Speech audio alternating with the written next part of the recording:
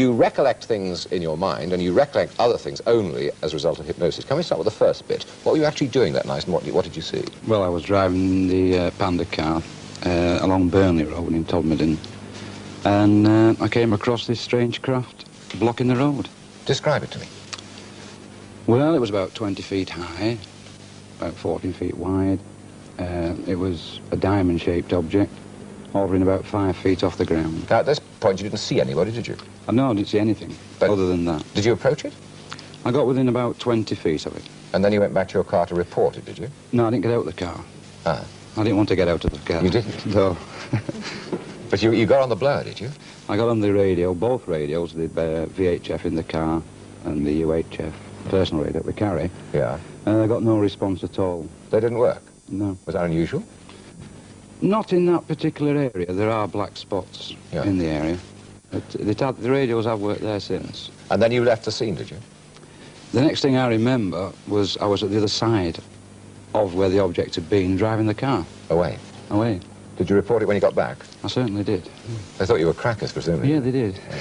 Now then, as a result of hypnosis, a lot of that story has been filled in, hasn't it? Now, what do you recollect from the result of the hypnosis? Well, as I say, I have no conscious memory of what I said under hypnosis. The only thing I can go off is the hypnotic regressions were videotaped. Yeah. And I think there was about 3 or 4 tapes done. And when I actually was allowed to see them at the end of the session, it was quite frightening. What you'd said under hypnosis? Mm. So tell me the other story now, the one that they drew out under hypnosis. Well, under hypnosis, when I see the craft itself, as I said before, I didn't get out of the car consciously. I find myself getting out of the car, and for some reason, I have no idea why, a strange, very powerful beam of light is shone towards me, which blinds me. I jump back in the car in panic, and then there is some sort of a blackout. And after the blackout, I wake up in some sort of an examination room. I see. So, this spaceship, or whatever it is, did you see that in your recollected... Yes, everything under hypnotic regression, everything was accurate right up to... The bit that... when I got out of the car, yes. Okay, well, describe this creature to me, this man. Well, he was a humanoid, or of human appearance. He's about 6 feet high. But not quite a human being, you say. Well, he had a human appearance. Yeah. He had a beard, and he wore some sort of a skull cap, and he wore like a white gown. He was very pleasant in appearance. He wasn't at all frightening to look at. Okay, now you've got yourself into this room. What goes on there? Who else is there?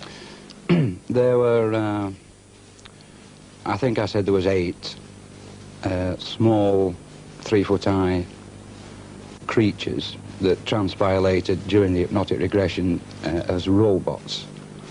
Were you in a normal room, or were you in a spaceship, rather like Doctor Who's time capsule? Were you in something as kind of... It looked bigger than his capsule. Yeah. You know, it doesn't look very big, does it, really? Yeah.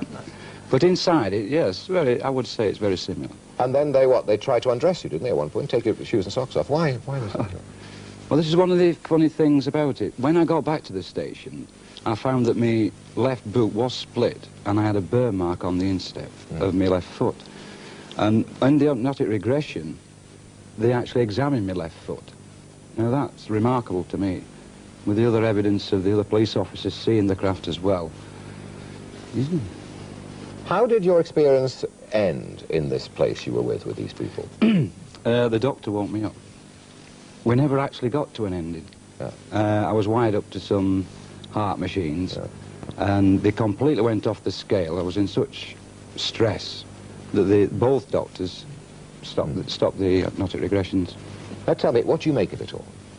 Do you believe now in UFOs, or what? Are you convinced that those things actually happen to you, or it's just in your mind somewhere as an imagination or a dream or something like that? Well, the UFO certainly existed.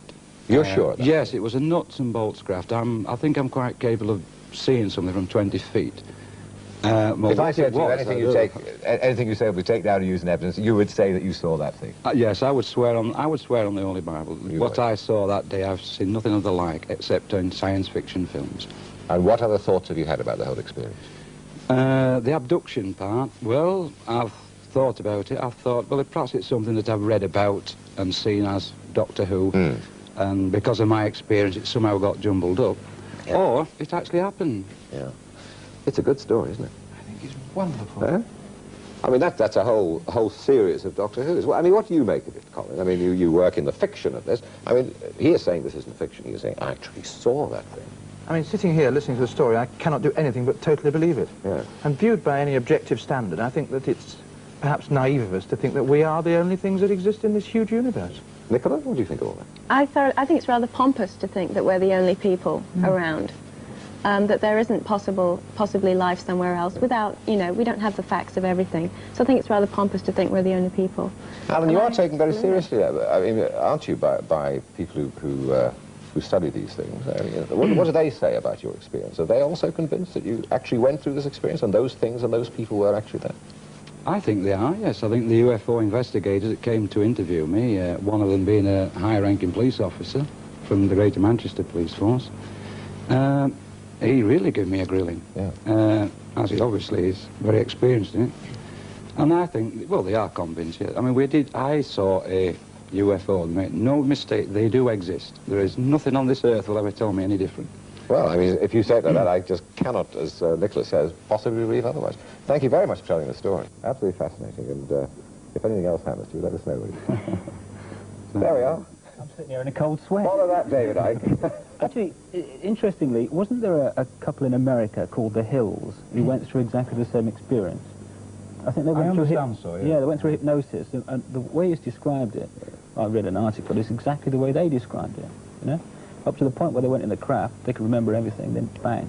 And on the hypnosis, they described the same sort of things as you did. There are many cases of abductions in this country that I know about now. Oh dear. There's quite several under hypnotic regression.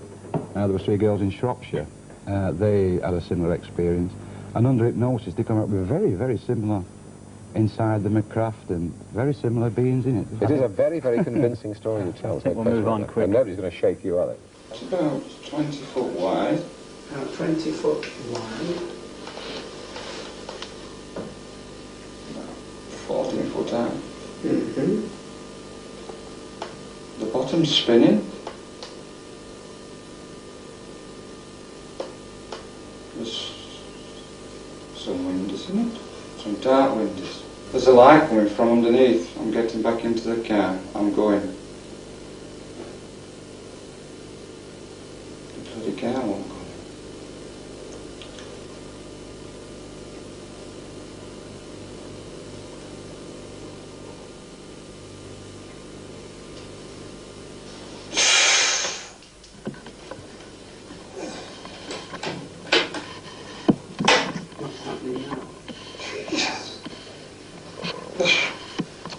There's a light.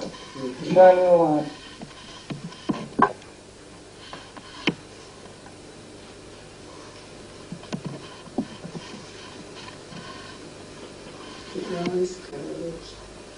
Where else is it going? Horrible. Who's horrible? There. Who's they? I don't want to talk about them. Why not? Because they're horrible. Could you briefly describe? I don't know. What does it look like? They're small. Yes. How small is small? 3 foot? 4 foot? But like a little 5-year-old lad. And how many?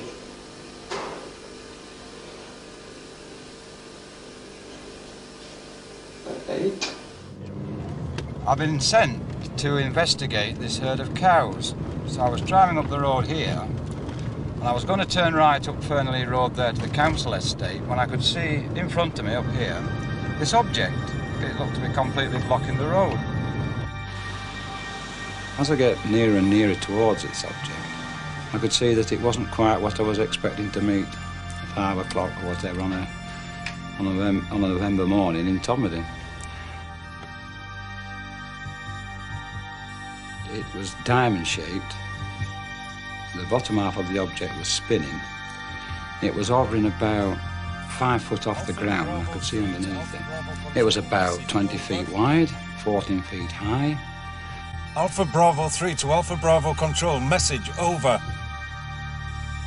Try HQ. I tried that several times and it just didn't work. I just couldn't contact anybody. So I picked my clipboard up and I started drawing a sketch of it.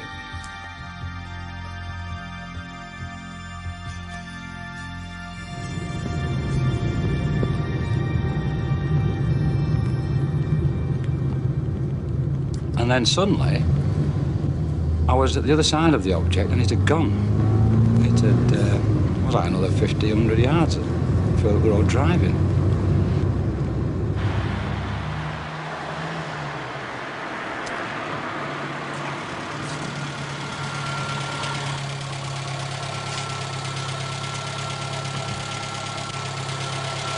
What's up? You're not going to believe what I've just seen. What?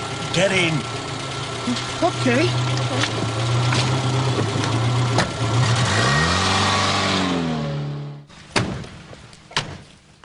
So we got out of the car and we examined the road surface, which was like a whirlpool dry. Something really hot had been hovering above there. We could see all these loose leaves and broken branches there, so he was convinced something had been there. We thought it might have gone in, this object, wherever it had gone, it might have gone into the adjoining park. We climbed into the park because the gates were locked and we had to climb across the river. When we got in there, we could see this herd of cows right in the middle of the rugby pitch. It had been raining all night, but there's no hoof prints belonging to them. How they got there, it just looked as though, plop, somebody dropped them there, you know?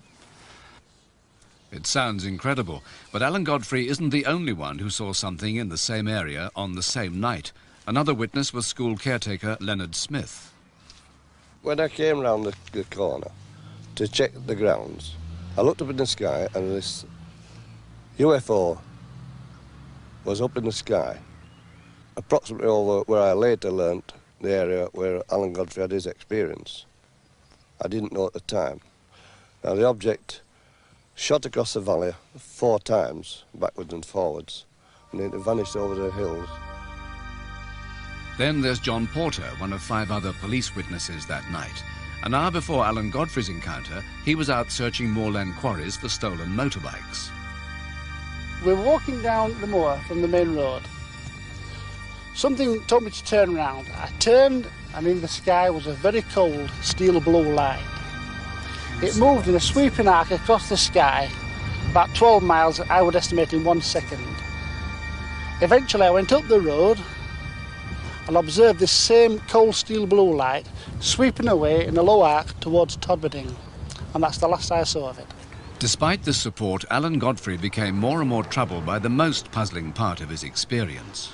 After it had all happened, I realised that there was half an hour missing from me drawing the object to me turning up at the other side of where the object had been. I was really curious, you know, I wanted to know what had happened in that half hour.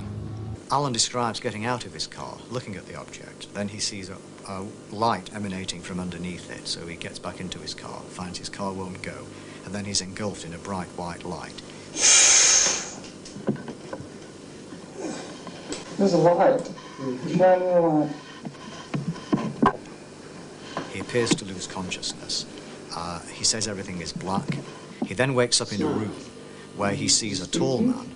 He's also surrounded by 6 small robots. Pardon? It's not horrible. Who's horrible? They are. Who's they? I want to talk about them. He's made the subject of some sort of pseudo-medical examination. In due course, he's put back in his car. But Alan Godfrey himself admits he doesn't know what to make of the hypnosis. After my initial sighting, I did read quite a few science fiction books, and it is quite possible that that part of the hypnotic regressions has got jumbled up in my mind. But I must stress that I did see a UFO that night. Make no mistake about that. I definitely saw what I saw, and nobody on this earth will ever tell me any different. I saw what I saw. That object was real. If I'd have got out of the car and thrown a brick at it, it would have gone bang.